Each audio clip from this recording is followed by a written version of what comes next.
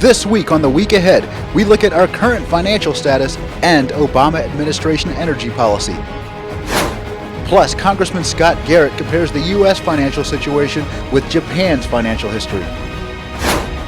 Welcome to The Week Ahead. I'm Frank McCaffrey. Unemployment numbers in the U.S. are still not so hot. At 9%, the Obama administration has a lot of explaining to do.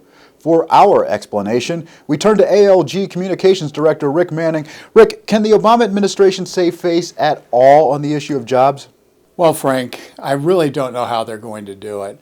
The fact is, at 9.0% unemployment rate, the economy is dead in the water. We see that the housing industry is flatlined and continues to flatline after billions of dollars in incentives and other tax credits. We see that the inflation rate is beginning to accelerate. Obama's energy policy has created a massive increase in costs and energy for business.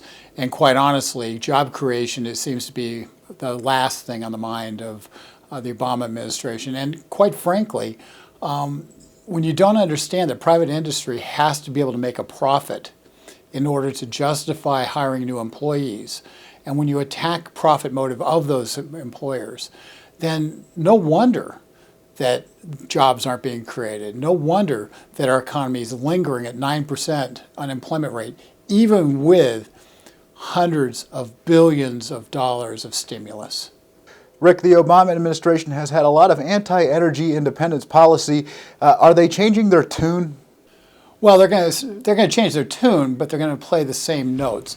Here's what they're trying to do. They're trying to kind of talk about energy independence by talking about increasing drilling and some various things that need to be done. But the fact is, they talked about this stuff a year ago, and they didn't do anything.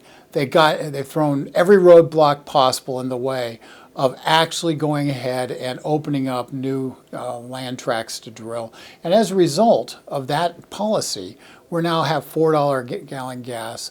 We have problems in terms of the inflation creeping into our overall economy. And it's just a matter of time before we see the energy crisis in this country really be felt beyond the gas tank and into the prices that we pay everywhere else in our economy. The fact is, the Obama administration knew the right thing to do a year ago, and they failed. And now trying to talk about it now just points out that they failed to do their job a year ago and could have gotten around this situation, be a year closer to energy independence. Thank you very much, Rick. The U.S. is in economic turbulence similar to turbulence once experienced by Japan. Did Japan's ideas to get out of this turbulence work? ALG spoke with New Jersey Congressman Scott Garrett, who tells us the proof is in the pudding. Some of them suggested that Japan did not choose the right model to try to get out. New Jersey Congressman Scott Garrett notes that Japan has not fully recovered from its collapse that smacks of the U.S. collapse in the late 2000s. Japan is a nation known for its bustling city streets, interesting culture, and an efficient workforce. It used that workforce to penetrate the American marketplace and build its economy in the 1980s.